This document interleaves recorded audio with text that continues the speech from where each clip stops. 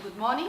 I'm Chiara Tornaghi. I'm from the University of Leeds, and the project I'm telling you about is called Urban Food Justice, and is a second part of a funded project by the Economic and Social Research Council in the UK. So it's the action research part of the project. And before I explain the relationship here, I want to tell you a bit of the actors involved. There is myself as an activist and as a grower, so I'm part of a group of growers. And there is myself as a member of the university and the geography department. There is the Economic and Social Research Council. There is a group called Edible Public Space. That is an informal group that I put together, funded by someone else. There is the City Council, in particular two departments, the Parks Department and the Public Health Department. And then there is the Urban Food Justice Network and Feed Leeds, which is an umbrella organization of growers. And then various small businesses, the Allotment Association, etc. So all this story started in 2010, just after I put together the bid for the Economic and Social Research Council. I also got a small funding to run a community project called Edible Public Space. And we put together, we created a small garden, and at the end of the project, in roughly a year later, I produced a document called How to Support Urban Agriculture at No Cost. We sent this document to some council officers. And because this project was very small and very practical, we managed to showcase the project around in events where there were council officers. In the meanwhile, my grant has been funded, and I started the research, the more traditional type of research, so going around the council and visiting projects.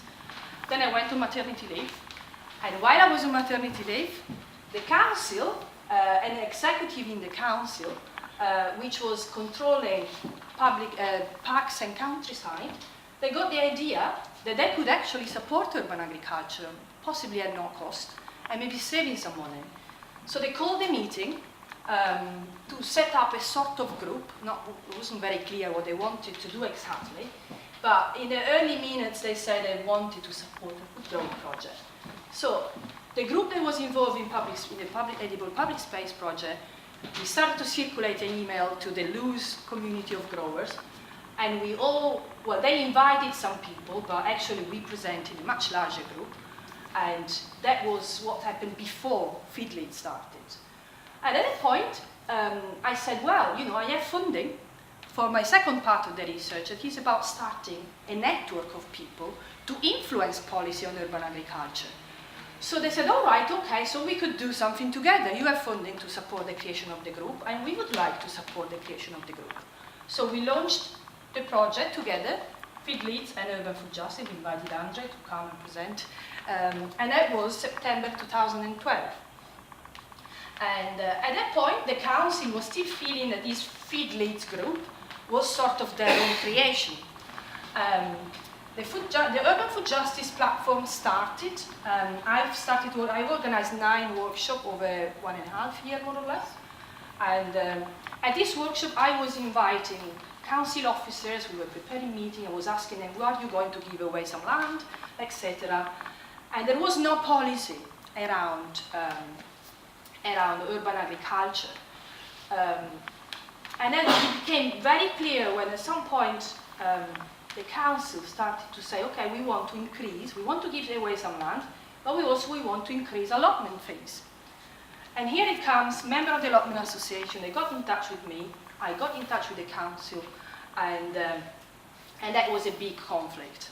At that point, the council informally pulled out of Feed Leeds, not impractical, but and they started to wonder if Feed Leeds was working in partnership with the council or was a lobby group. And so the workshop continued. So the partnership with parks was a bit difficult, but then a good partnership starts with public health, because some of the topics of this workshop became more and more around public health, community cohesion, food planning. So they have seen there was an overlapping of the aims and of the remit of these workshops with what it was already in their agenda. So Roxana, who came to the platform to present, she's also a grower, she's a member also of the growing community. I invited her to present her own project, and she works with Emma, that is the person responsible for food. So she sort of dragged Emma in somehow. At some point Emma was there. And at the end of the Urban Food Justice platform, it came to an end because of the end of funding. I gave her a report. I've asked her to comment on that report, and then we started a year-long process to create a document to support the delegation of Feed Leeds to start a policy-making process on a sustainable urban food justice. Sustainable food strategy for Leeds. And that is where we see the opportunity to start a policy. So the lack of policy around land or the contested policy about the cost of renting land was a problem. It is still a problem. The Allotment Association took the council to the court. Now the Allotment Association is more and more involved in Feed Leeds. So we sort of identified our role, that is lobbying for policy and for having possibly a food growing dimension within this working group.